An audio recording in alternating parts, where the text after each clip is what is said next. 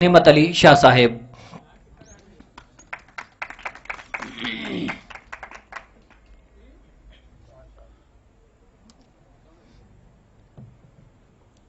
الحمدللہ رب العالمین والصلاة والسلام علی سید الانبیاء والمرسلین، اما بعد فاعوذ باللہ السمیع العلیم من الشیطان الرجیم، بسم اللہ الرحمن الرحیم۔ فألف بین قلوبکم فاصبحتم بنعمتہ اخوانا۔ صدق اللہ مولانا العظیم۔ ان اللہ وملائکتہ یصلون علی النبی یا ایھا الذین آمنوا صلوا علیہ وسلموا تسلیما۔ اللہم رب صل وسلم دائما ابدا علی حبیبک خیر الخلق من بعد کلہم۔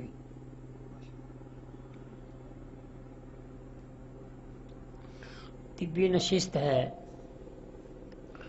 دور دراز سے حکماء حضرات، طب کے دیوانے پروانے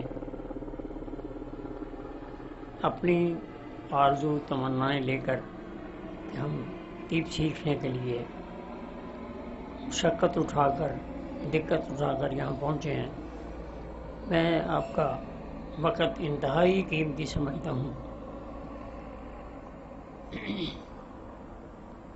ایک تو نقشہ وہ ہے جو میں آپ کے سامنے پیش کر رہا ہوں، اور ایک نقشہ وہ ہے جو فی الحال آپ کے سامنے ہے۔ طبیبوں کے دعوے زوروں پر، طبیبوں کے دعوے زوروں پر مریض کا دامن خالی ہے۔ اس طب کی اجڑی حالت پر ہر بینا آنکھ سوالی ہے۔ شکوہ جرت کون کرے اس گلشن کی شکستہ حالی کا۔ شکوہ جرت کون کرے اس گلشن کی شکستہ حالی کا۔ غمگین فضائیں کہتی ہیں اس گلشن کا قاتل مالی ہے۔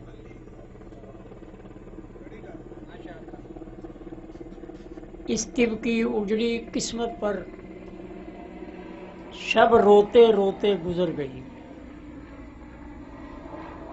اس طب کی اجڑی قسمت پر شب روتے روتے گزر گئی۔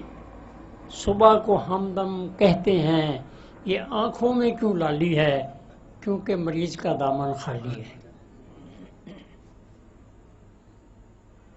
ہم نے یہ خالی دامن کو بھرنے کے لیے یہ محفل سجائی ہے، آپ کو بلایا ہے، آپ تشریف لائے ہیں۔ عزیزان محترم، آج میں ایک بات آپ سے کہوں، اور وہ ہمیشہ کے لیے، وہ یہ ہے 6 نبضیں کل امراض اور 6 نبضیں 6 اسباق۔ ہم کسی بھی مہینے میں مل بیٹھیں، کسی بھی جگہ مل بیٹھیں، ہم نے ان سبقوں کے اندر ہی گھومنا ہے۔ یہ مکمل طب ہے۔ کبھی ہم کسی ٹہنی کا ذکر کریں گے، کبھی کسی پتے کا ذکر کریں گے، کبھی ہم کسی کلی کا ذکر کریں گے، لیکن 6 نبضیں اور 6 اسباق کے اندر ہی ہم نے گھومنا ہے، اور اسی کو ہم نے سیکھنا سکھانا ہے۔ یہی کورس ہے، اس کو ہم نے مکمل کرنا ہے۔ جیسا کہ میں نے ایک اپنی خواہش طلب کا اظہار کیا کہ یار کچھ حکماء اپنے اپنے تجربے مشاہدے جو کہ قانون کے عین مطابق ہوں، اور جہاں کوئی کمی رہ جائے گی وہاں میں بھی یہ دوسرے جو دوست سمجھدار ہیں وہ اس کو مکمل کریں گے، کوئی بات نہیں. لیکن تیاری کر کے آئے اور ضرور اپنا قدم آگے بڑھائیں، انشاءاللہ اس میں آپ کو کامیابی میں ملے گی. آج ہم نے 2 سبق اس مختصر سے ٹائم میں ہم نے دہرائے ہیں.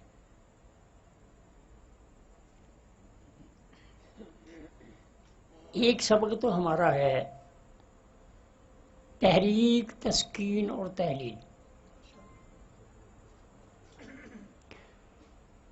کچھ مختصر کرتا جاؤں گا تاکہ اس تھوڑے وقت میں اپنی بات کو آپ تک پہنچا سکوں. دوسرا میرا سبق ہے کہ فالج کیسے ہوتا ہے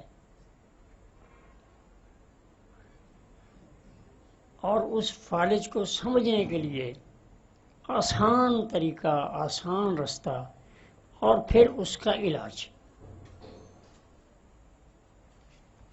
یہ ہر طبیب کی ضرورت ہے کہ وہ تحریک کو بھی سمجھے، وہ تسکین کو بھی سمجھے اور وہ تحلیل کو بھی سمجھے. ان 3 چیزوں کے بعد آپ کے سامنے کلیات بھی جزیات بھی یوں سمجھ لیں کہ ہاتھ باندھے ہوئے آپ کو نظر آئیں گے، خود دعوت دیں گے کہ یار میری طرف بھی توجہ کریں، میری طرف بھی توجہ کریں، آپ سمجھتے چلے جائیں گے. کیا بات. سب سے پہلے چونکہ میں نے آج یہ بنیاد رکھنی ہے اور آپ سے بھی توقع رکھتا ہوں کہ ایک کہانی کسی مریض کی آپ نے قانون کے مطابق بتانی ہے، میں پہلے اس سے ابتدا کر رہا ہوں. ایک مریض میرے پاس جن کی عمر تقریباً 30 سال کے قریب، انہوں نے مجھے بتایا، میں بات اپنی مکمل قانون کے تحت کروں گا، انہوں نے مجھے بتایا کہ میں 6 گھنٹے واش روم سے باہر نہیں آتا اور مجھے ایسا محسوس ہوتا ہے کہ میری پاکی مکمل نہیں ہوئی، ابھی پیشاب کے قطرے باقی ہیں، کبھی جیسے میرے مقد سے کچھ چیز باہر آ رہی ہے میں اس کو دھوؤں پھر کروں گا. وہ کہتا ہے کہ اس مرض میں مبتلا ہوں اور انتہائی پریشان. میرا خیال ہے اتنی سی بات سے مجھے تو سمجھ نہیں آئی، شاید آپ جیسوں کو سمجھ آ جائے تو وہ الگ بات ہے. میں نے کہا بھائی آپ نبض دکھا دیں مجھے. جب میں نے اس کی نبض دیکھی تو اس کی نبض اعصابی عضلاتی ورمی نبض تھی. سمجھ آ رہی ہے جی؟ اعصابی عضلاتی ورمی یعنی 2 نمبر نبض تھی. میں نے اس کو ملین 3 اور تریاق معدہ شدید 4 دوائی دے دی. اس کی نبض میں تیزی تھی، 2 ورمی نبض تھی، اس میں تیزی تھی. قانون سمجھ آ گیا جی؟ میں نے اس کو ملین 3 اور 4 نمبر تریاق معدہ یا شدید 4 دونوں ملا کے دے دی. 1 ہفتے کے بعد اس کے پیٹ سے ملاپ نکلنے شروع ہو گئے. کیچوے جب وہ ملاپ پیٹ سے نکلے تو اس نے مجھے آگے بتلایا کہ مجھے جو وہ بے یقینی والی جو کیفیت تھی وہ کم ہو گئی ہے. کیوں جی اب اس میں کوئی مشکل ہے؟ کوئی صاحب اگر کہے جی اس میں بڑی پیچیدہ نبض اور بڑی لمبی سوچ و غور والی نبض، پھر اس کا علاج، میں سمجھتا ہوں یار نہیں، ایسی بات نہیں ہے بھائی. جی اللہ نے آسان کر دیا اس کام کو. حضرت صابر ملتانی رحمۃ اللہ علیہ نے محنت کی ہے، اس میں آسانی پیدا ہوئی ہے، مزید اس پہ کام ہوا ہے اور آسان ہو گیا ہے. اب پیچیدگی والی بات نہیں. تو چند دنوں کے بعد اس کی وہ کیفیت بدل گئی. علاج اس کا بھی جاری ہے، لیکن وہ الحمدللہ پہلے سے بہت ہی ٹھیک ہو چکا ہے. اسی طرح اب آپ نے بھی ایک ایک مریض کی کہانی تیار کرنی ہے. جی قانون کے تحت اس کی نبض بتانی ہے، عمر کے تحت بھی نبض سامنے آئے گی. ٹھیک ہے، پھر اس کا جو بگڑا ہوا جو درجہ ہے وہ سامنے آئے گا، پھر اس کی دوائی سامنے آئے گی. تو پھر چاہے وہ نعمت علی کا ہاتھ ہو، چاہے وہ سکندر بھائی کا ہاتھ ہو، چاہے وہ ہاشمی صاحب کا ہو، چاہے وہ کسی اور میرے ساتھی کا، جی نتیجہ وہی آئے گا. آزاد ہوتی ہے سے اپنے آپ کو کہ ہم کلیات پڑھاتے ہیں جی، اور جس استاد سے بات ہو جائے وہ کہتا ہے کلیات پڑھاتا ہوں جی میں، تو میں کہا یار جزیات کون پڑھاتا ہے؟ کروں آپ جس طب کے میدان میں آ گئے ہیں، اب اس میں مشکلات والا معاملہ نہیں ہے، صرف آپ کے محنت کی ضرورت ہے. ہمارا قلب و عضلات کل ہے، اس کا سارا سسٹم وہ جز ہیں. ہمارا جگر و غدد کل ہے جی، اس کا اگلا سارا سسٹم جز ہیں. جزیات کو کلیات کی طرف جی، اور کلیات کو جزیات کی طرف. جب ان دونوں چیزوں کو چاہے ادھر لے جائیں اور چاہے ادھر لے جائیں، بات اپنی جگہ وہی رہے گی کہ ہم سودا کی بات کر رہے ہیں یا شفراء کی بات کر رہے ہیں.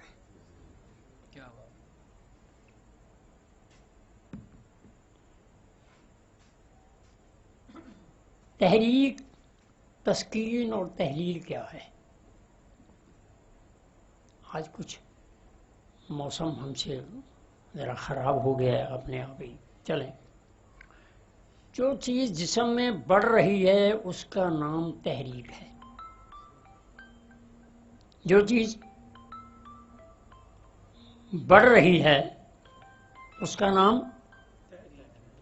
نام تحریک ہے. تحریک میں جو چیزیں ضروری ہیں، جو یوں سمجھ لیں قانون میں ہے، وہ ذہن نشین کر لیں.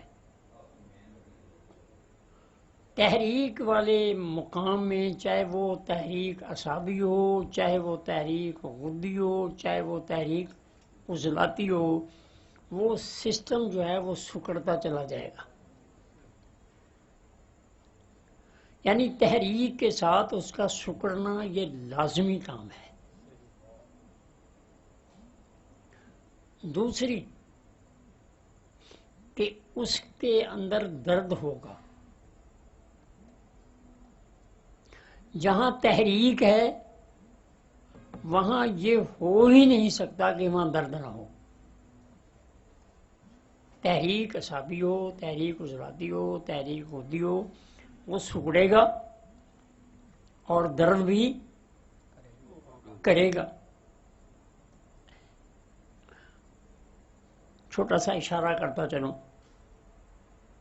جب تحریک بڑھتی ہے، مثلا سوداوی تحریک بڑھ رہی ہے،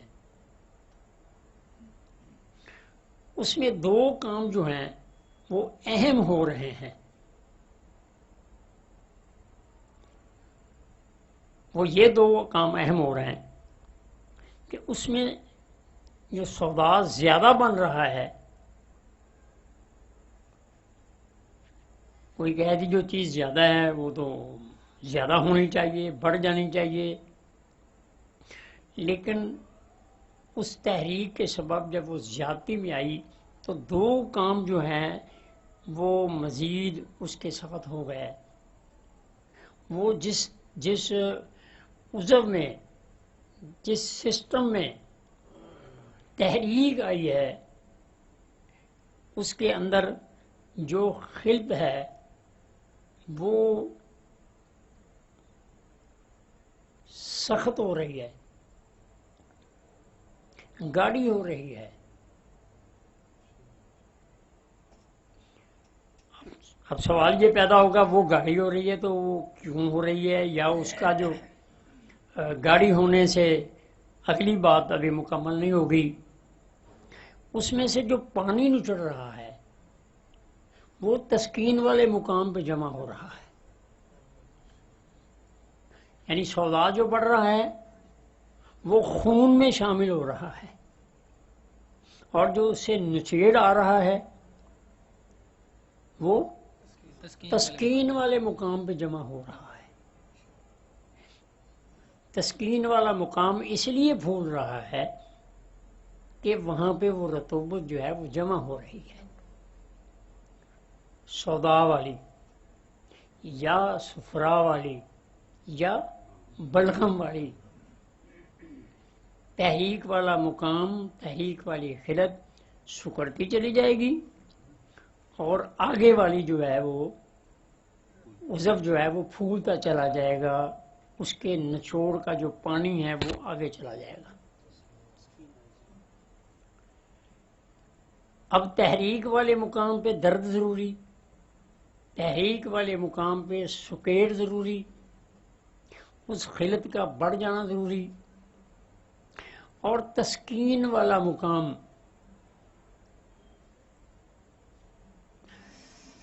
میں نے تین باتیں جو آپ کے سامنے رکھی ہیں، تحریک، تسکین اور تحریک۔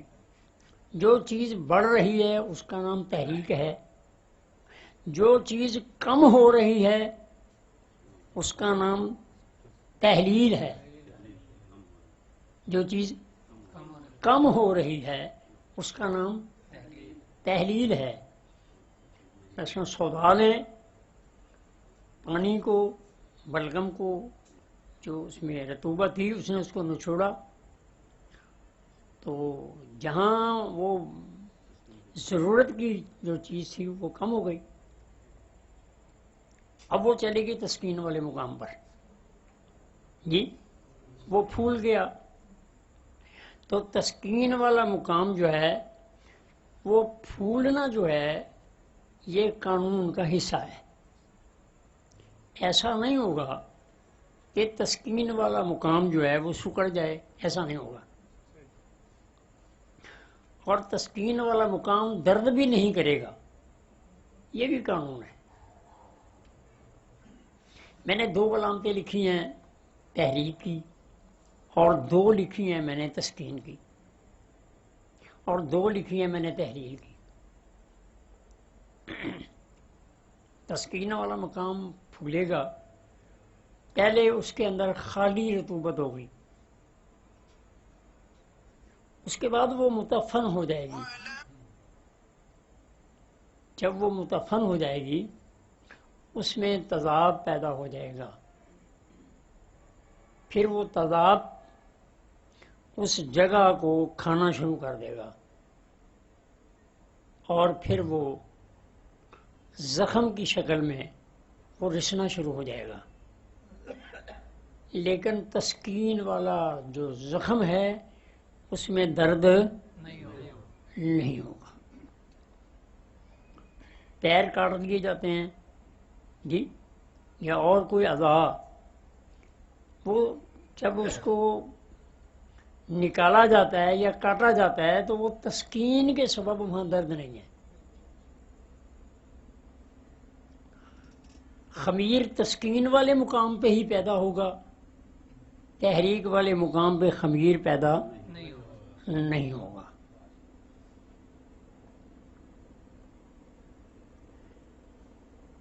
اب ہم نے مختصر تحریک کو بھی سمجھا ہے اور کچھ تسکین کو بھی سمجھا ہے، چلتا رہے گا، سوالات بھی ہوتے رہیں گے۔ اب رہ گئی تحلیل۔ تحلیل یا تسکین تحریک کے سبب ہے، مرد تحریک والے مقام پر ہی ہے، لیکن مرد جو ہے وہ اپنی جگہ کو تبدیل کر رہی ہے۔ اس میں آپ نے دوائی کے درجے کو تبدیل کرنا ہے۔ مثلا اگر تحریک ابتدائی مرحلے میں ہے، وہاں سکیڑ اور درد والا معاملہ ہے، پھر آپ نے محرک اور شدید دوائی کا استعمال کرانا ہے اگلے نبض کی۔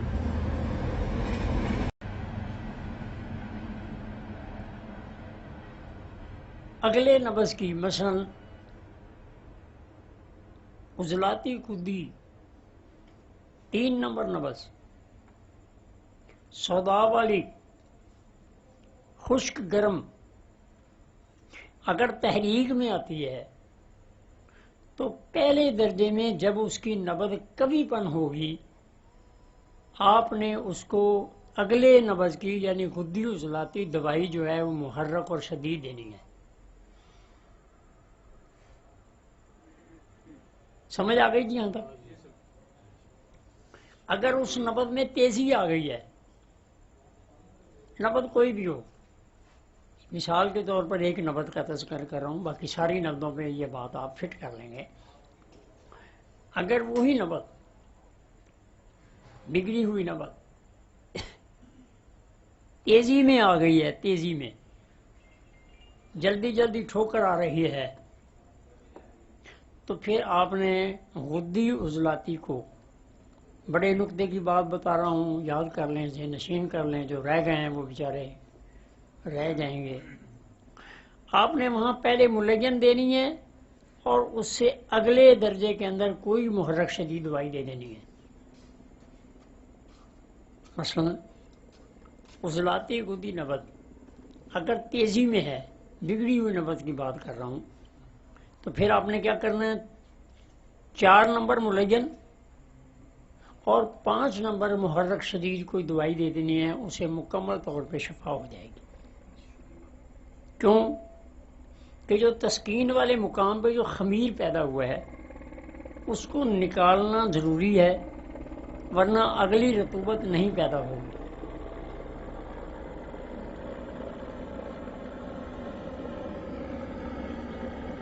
بڑا آسان علاج ہے، طریقہ ہے۔ اب تحریک کے سبب تسکین پیدا ہوئی، کبھی کبھی یعنی ایک آدمی جو کام کر رہا ہے اس سے وہ تکلیف بڑھ رہی ہے، وہ پرواہ ہی نہیں کرتا، وہ کرتا ہی چلا جاتا ہے، پھر یہ درجے جو ہیں وہ چلتے جائیں گے، یعنی تسکین بڑھتی چلی جائے گی، پھر اس کے سبب تحلیل بڑھتی چلی جائے گی۔ تحلیل کیا ہوگی؟ تحلیل یہ ہوگی، ایک تو عضلاتی غدی کے اندر رطوبات جو تھیں وہ کم ہوئیں، جیسے میں نے پہلے آپ کو بتایا ہے، اور دوسرا کیا ہوا کہ غدی عضلاتی یا غدی اعصاب مقام پر جب خمیر پیدا ہو گیا تو اگلے عضو کے لیے غذا نہیں رہی،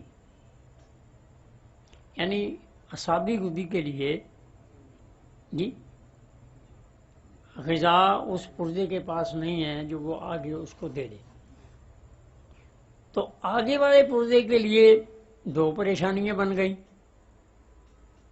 اب یہاں نبض ذوف میں آ جائے گی.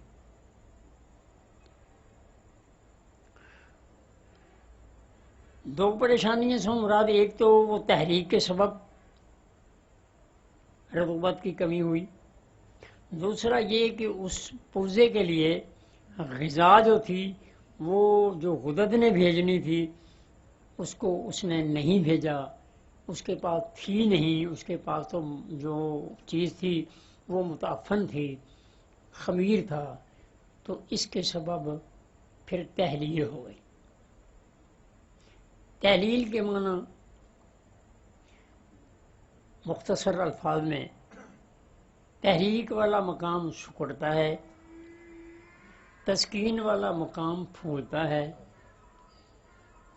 تحریک والے مقام پہ درد ہوتا ہے، تسکین والے مقام پہ درد نہیں ہوتا لیکن وہ پھولتا ہے، اور تحلیل والا مقام جو ہے وہ لٹکتا ہے، ڈھیلا پڑ جاتا ہے. اس کو ہم فالج کہتے ہیں. یہ ضروری نہیں کہ اس کے ہاتھ کا فالج ہو، یہ ضروری نہیں کہ اس کے پیر کا فالج ہو، یہ ضروری نہیں کہ اس کے آپ کو زبان کا فالج معلوم ہو، یعنی اس کے کسی بھی پرزے کو فالج ہو سکتا ہے، مثانے کو ہو سکتا ہے، پتے کو ہو سکتا ہے، معدے کے ایک سسٹم کو ہو سکتا ہے. تو آپ نے نبض پہ گرفت رکھنی ہے.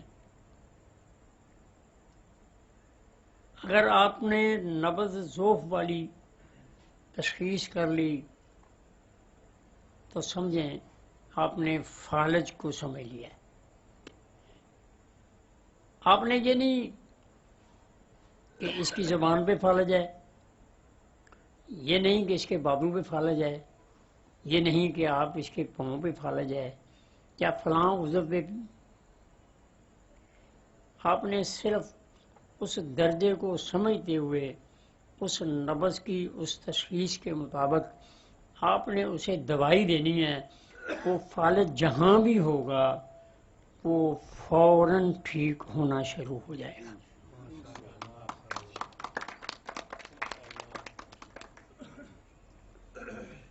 ایک تو فالج کی کیفیت آپ کے سامنے آئی تحریک کے سبب،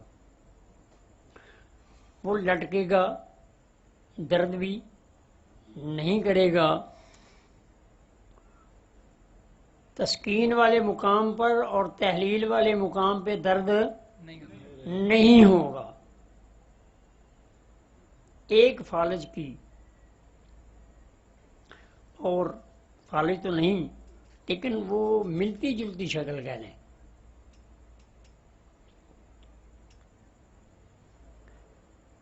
نبض جو ہے وہ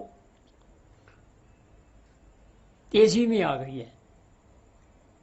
ہم نے آگے والے عضو کو صاف کرنے کے لیے دوائی دینی تھی، اس کو دوائی بھی میسر نہیں آئی،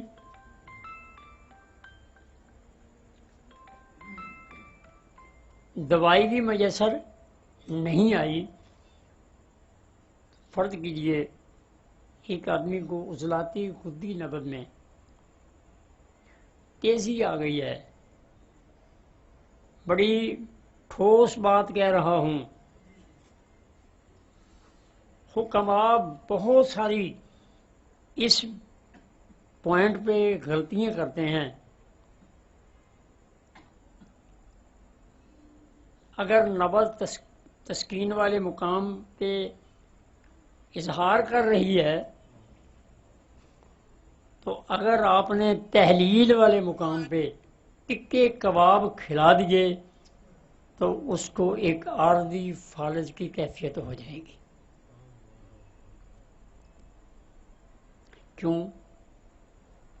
اس لیے کہ وہ پرزہ کمزور ہے، اس کے پاس غذا تو پہلے ہی نہیں پہنچ رہی، جی، اور آپ نے اس کو وہ غذا دے دی جو کہ وہ ہضم نہیں کر سکے گا، وہ سدے کی شکل میں اس کے اس سسٹم کے اندر وہ رکاوٹ کا سبب بن جائے گی، اور وہ پرزہ جو ہے وہ کام کرنے سے قاصر ہو جائے گا۔ اب اس کی پہچان کیا ہوگی؟ اس کی پہچان یہ ہوگی کہ وہ عضو درد کرے گا۔ سمجھ آ رہی میری بات؟ قانون سمجھ آ رہا ہے؟ جگہ تحلیل والی تھی، درد نہیں تھا۔ اس نے تحلیل والے مقام کو جب تحریک دے دی، ٹھیک ہے، تو پھر تحریک کا عمل شروع ہو گیا، تو پھر کیا ہوا؟ یعنی سدوں کی وجہ سے اس کا جو ترسیلی نظام تھا وہ بھی رک گیا، اور تحریک کے سبب درد بھی شروع ہو گئی۔ تو مریض لاکھ بار کہے کہ مجھے فالج ہو گیا ہے، آپ نے اس نبض کو سمجھتے ہوئے اگر ایسا جو عمل میں بتا رہا ہوں بعد میں، تو پھر آپ نے وہی نبض کو سمجھتے ہوئے آپ نے ملغیر اور مسل دینا ہے، اس کی صفائی کرنی ہے، اور پھر اس کے جو اصل علاج تسکین والا جو چل رہا ہے اس کو آپ نے مکمل کر لینا ہے۔ تحلیل والے مقام پر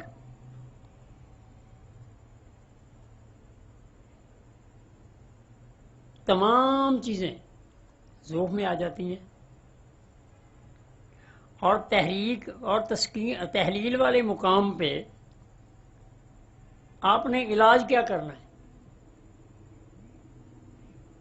مثلا عضلاتی غدی تحریک میں کسی کو فالج ہو گیا ہے، حقیقی فالج کی بات کر رہا ہوں، تو فالج ہوگا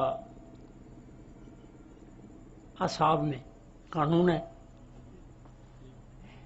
لیکن یہ ضروری نہیں کہ اس کے اعصاب سر میں زیادہ ہیں اسی لیے وہ سر میں ہی ہو، جی، اس کے ہر سسٹم میں ہر جگہ اعصاب موجود ہیں، کسی جگہ بھی اعصاب کو فالج کی کیفیت ہو سکتی ہے۔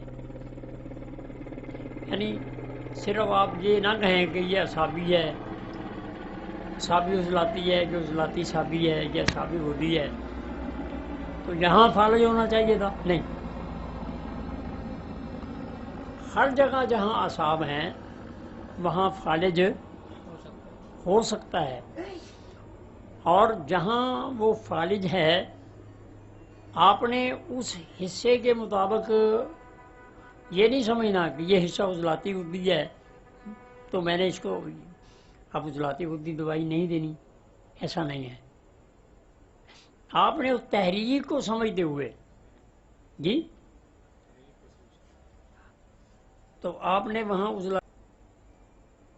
یعنی تحریک ہی مقدم ہے، جگہ کیا تعین جو ہے وہ ایک عارضی بات ہے، اس کی ایسی ضرورت نہیں ہے۔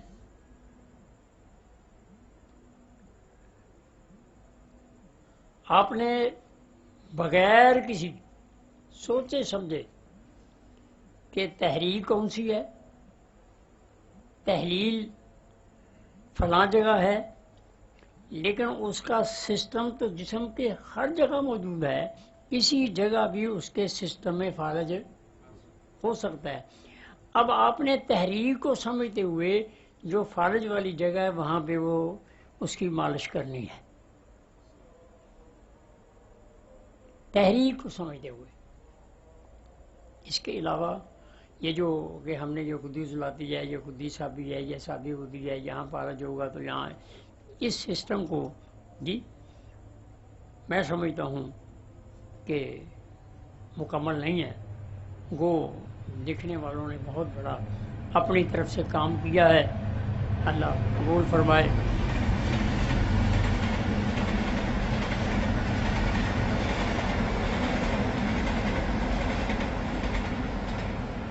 اس کی چھوٹی سی ایک بات عرض کروں، کسی کو سوزاگ ہو جاتا ہے، نبض اس کی غدی عضلاتی ہے۔ اب غدی عضلاتی ہمارے ان کتابوں کے نقشے کے مطابق تو یہ جگہ ہے، جی یہ جگہ ہے، لیکن یہاں تو اسے تکلیف ہی کوئی نہیں، اس کے تو پیشاب کی نالی کے اندر زخم ہو چکا ہے۔ سمجھ آ گئی میری بات؟ فالج بھی اسی طرح ہی سمجھ لیں،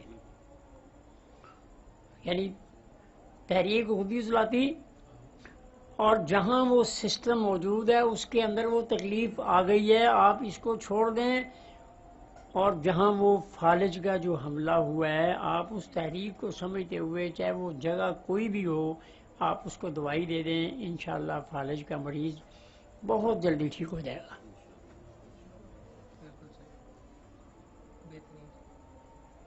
عزیزان محترم،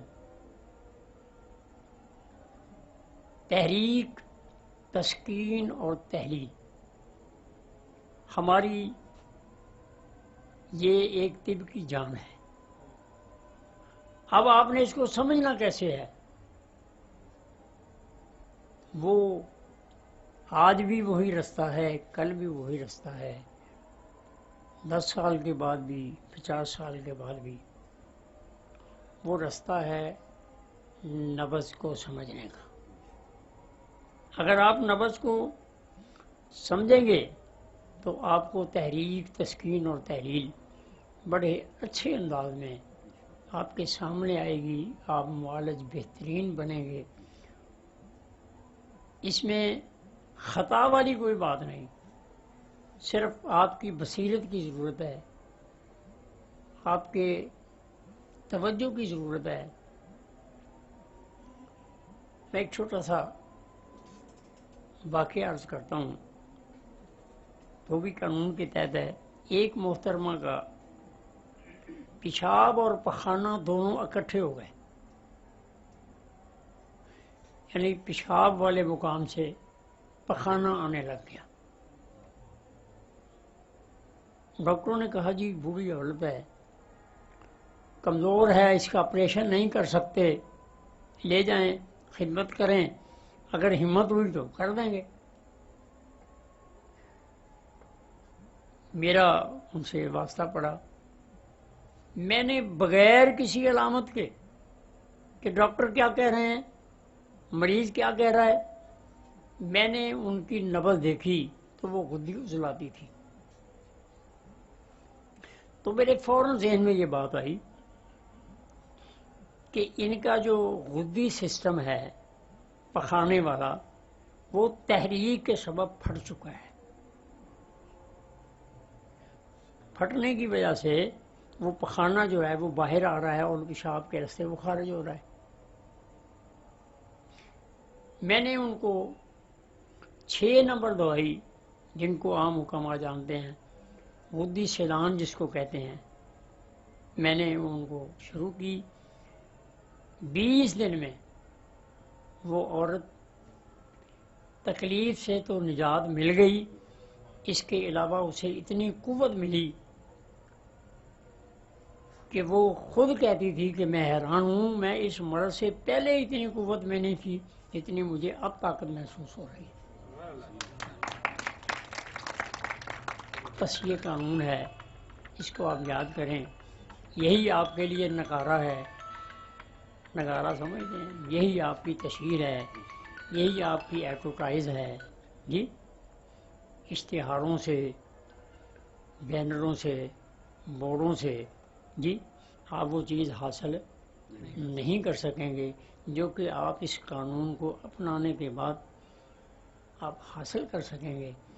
اور الحمدللہ عرفان بھائی نے میرے پاس کچھ دن گزارے ہیں، ابھی 2 ساتھی وہ 1 ہفتہ میرے پاس رہے ہیں پشاور سے، وہ آئے ہیں، انہوں نے بھی دن گزارے ہیں، اور وہ بھی اس بات پہ متفق ہیں کہ جو دکان پہ بیٹھ کر، جو اس صحبت میں بیٹھ کے جو سیکھا گیا ہے، وہ اس کے علاوہ اور کسی طریقے سے بھی ہمیں حاصل نہیں ہوا۔